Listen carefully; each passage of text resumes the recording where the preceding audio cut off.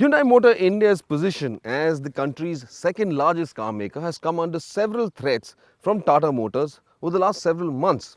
And the only way that they can ensure that they remain in that second position, probably gain a bit of market share from Maruti Suzuki as well, is to ensure that a new range of products comes out, a new range of products that is able to bring them volumes. And this is one of those new products. This is their contender currently.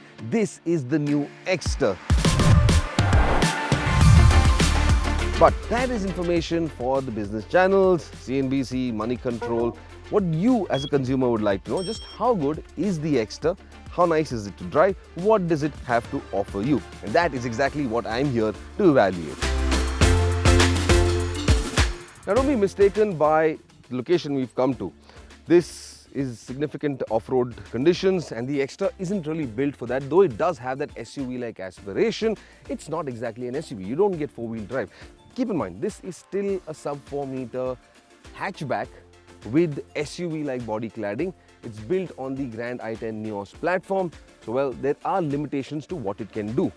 Well, one of those limitations it does not have is the way it looks. This is a very attractive car, has fantastic proportions and very strong design elements, very strong styling elements. You look at that front face, very unique. This car will stand out anywhere in a crowd. There is no mistaking one, Hyundai's design language. You can see those elements right here on the parametric grille. It's got this nice sharply angled front face, the Hyundai badge sitting proud on that bonnet, and of course that color, fantastic color as well. But here are two things that ideally identify it, or rather give it that look and feel of an SUV. If you look at the front fender and the rear fender, you'll notice that, well, those wheel arches are quite extended. They bulge out. Those bulges give it a lot of character, a lot of strength. Now, this is not new.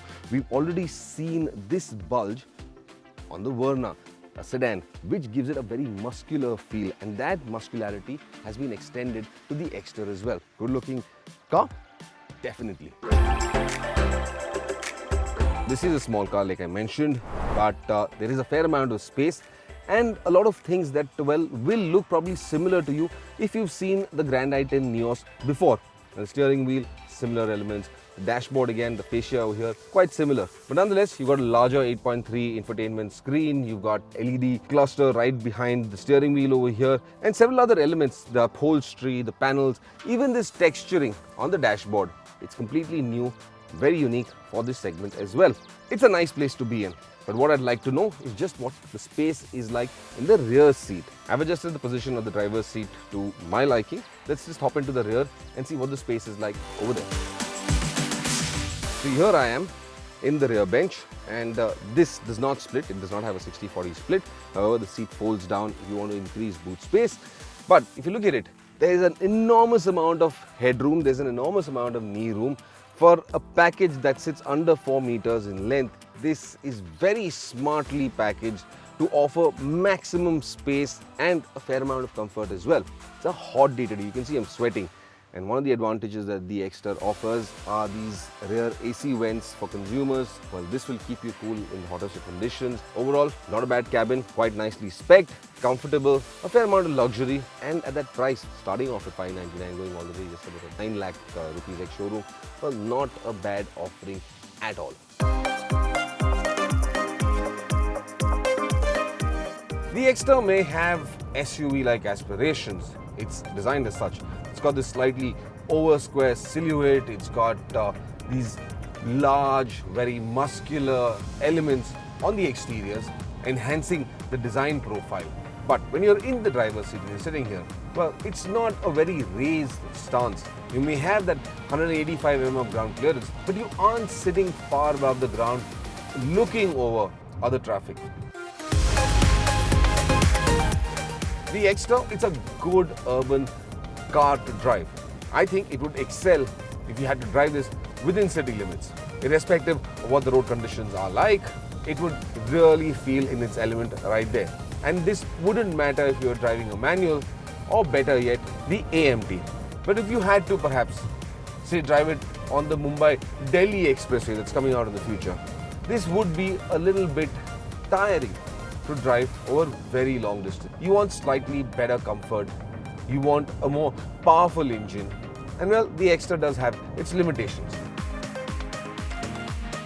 The Exter can be compared directly to two other cars in the market. There's the Tata Punch and the Citroën C3.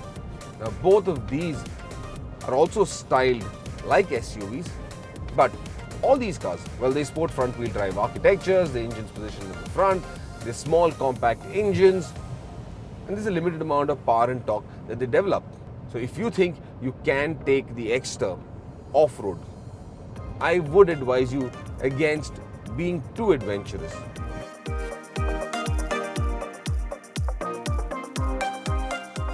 Under the Exter's hood sits a 1.2 litre petrol engine. This belongs to the Kappa family of engines from Hyundai, and it's also used in several other cars like the i10, the Grand i10 Neos, Aura, the i20, and even the Venue. You get about 83 PS of max power with close to about 180 Newton meters of max torque, which is adequate for, well, everyday run-around duties. What I do like about the Exter is its level of refinement. Now, keep in mind, in this segment, in the pseudo SUV segment, the compact SUV segment, where the Punch and the Citroën C3 are concerned, both of them utilize 3-cylinder petrol engines. The Exter uses a 4-cylinder petrol engine, and that gives it a lot more refinement, it gives it more responses, and it also makes it a much nicer car to drive overall. Hyundai is also offering the Exter with a CNG option. So this is clubbed with that 1.2 litre petrol Kappa engine, and they claim that the fuel efficiency is roughly around 27 kilometers per kilogram of CNG. Now the only drawback to that is that the CNG canister, well, it sits in the boot and essentially eliminates any boot space that you would have. We don't have a car with us on this test drive, but I'm hoping sometime in the future we can see just how it is positioned. From what I've understood is that it sits on a rack placed in the boot, and that completely eliminates any boot space. You can put a few knickknacks around, small polythene bags, small backpack, but nothing significantly larger than that. And of course, you can still access the full-size spare wheel that is placed in the boot. This engine option, well, it comes mated to a 5-speed manual transmission or a 5-speed AMT. The unique bit about the automated manual transmission is that in addition to the gear lever, you also get paddle shifters. And this is something that the segment hasn't seen ever before. Paddle shifters on an AMT is absolutely unique, is very exclusive currently to the Exter. How does it work? Well, very simple. It works just like the manual selector on the shift lever right here at the bottom. Right paddle for shifting up gears, 1, 2, 3, 4, 5. Left paddle, 5, 4, 3, 2, 1. Is it more responsive? Yes, it certainly is more responsive than leaving the car in the automatic drive mode. You're able to downshift or upshift very quickly. I'm quite impressed with the way this gearbox is performing, and which is why I say it works better for urban conditions than if you're on the highway. Hyundai claims that the Exter can do about 12.5 seconds to the 100 km/h mark, which is reasonably quick for this segment. But here's the thing, what really concerns me is overtaking speeds and how well or how quickly the AMT transmission, for instance, responds to throttle inputs, and how quickly it accelerates when it's on the move. And there is a bit of a concern over here because, like most engines of this capacity, this engine runs out of steam at about 3,500 RPM. And if you were in 5th gear, you'd have to make sure you drop down at least a couple of gears to get it back into the power band. Peak power comes in at 6,000 RPM, peak torque at about 4,000 RPM. But somewhere in between there, it starts to feel like it's losing steam, so you just have to work the gears to get back on the power. What I do like about the AMT though is that it drops down a gear very quickly, gets you back on the power. I love the responses that this AMT is providing. This is quite unlike any other AMT transmission I have driven ever before in any other cars before.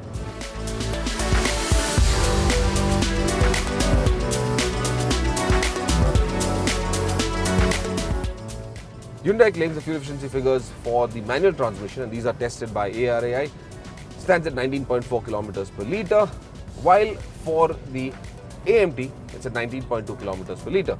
Now these could vary. Keep in mind, you might get more, you might get less depending on your driving conditions as well. But on an average, we're looking at a ballpark figure of about 19 kilometers per litre for either of these two transmission variants. This isn't a very tall car either. So the proportions, the ratio of the height to the track of the Exter is well balanced. At speed, in tight corners, the Exter feels very stable, fairly precise. What I do not like is that, well, the returnability on the steering isn't very impressive. It takes a little bit of effort, and if Hyundai could correct that, well, that would be nice. But the only place you're going to observe it is when you're perhaps taking a U-turn. I'm very impressed with the ride quality of the Exter. Surface harshness is damped out very nicely. You don't feel a thing inside this cabin. It sits on those 15-inch wheels and tires. The suspension has been tweaked considerably to enhance the ride comfort. And overall, this feels like a very competent car. It certainly punches well above its weight. In typical Hyundai fashion, the Exter comes packed with all the comfort and convenience features you could think of. Several of them available in, well, cars in higher segments for that matter. Another interesting feature that Hyundai adds to the list is a dash cam that's mounted at the top of the front windscreen. What you don't get, which is a bit of a miss, are ventilated seats. Now, if Hyundai could figure out how to add ventilated seats to this package, that would make it absolutely brilliant. Manufacturers are consistently trying to outdo each other by adding in more uniqueness to their feature sets. And just a few months ago, we saw MG providing the voice assistant feature that could be using a combination of Hindi and English words. Hinglish. Well, the Exter adds to that by giving you a few more commands compared to anything that MG has to offer. One of those, for instance, is sunroof kholo. Opening the sunroof.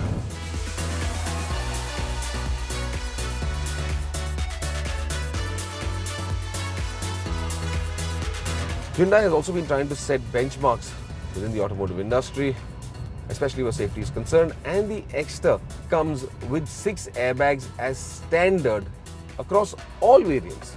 In addition, you've got traction control, you've got ESC, you've got hill climb assist, downhill assist, and a host of other safety features. The intent here is that Hyundai is targeting a very high safety rating at the global NCAP crash tests. For you as a consumer, what does the Exter mean? Well, overall, this is a good, strong package. It looks attractive, it draws attention, it's got some fantastic colors, it's got plenty of features, the ride quality is very comfortable, the engines are competent and efficient, you've got the right amount of space inside this cabin. So overall, this could probably be one of the best choices in this segment. Well, I think this is a fabulous package. Hyundai has got another winner on its hands, and the Exter is quite capable of bringing back significant volumes to Hyundai.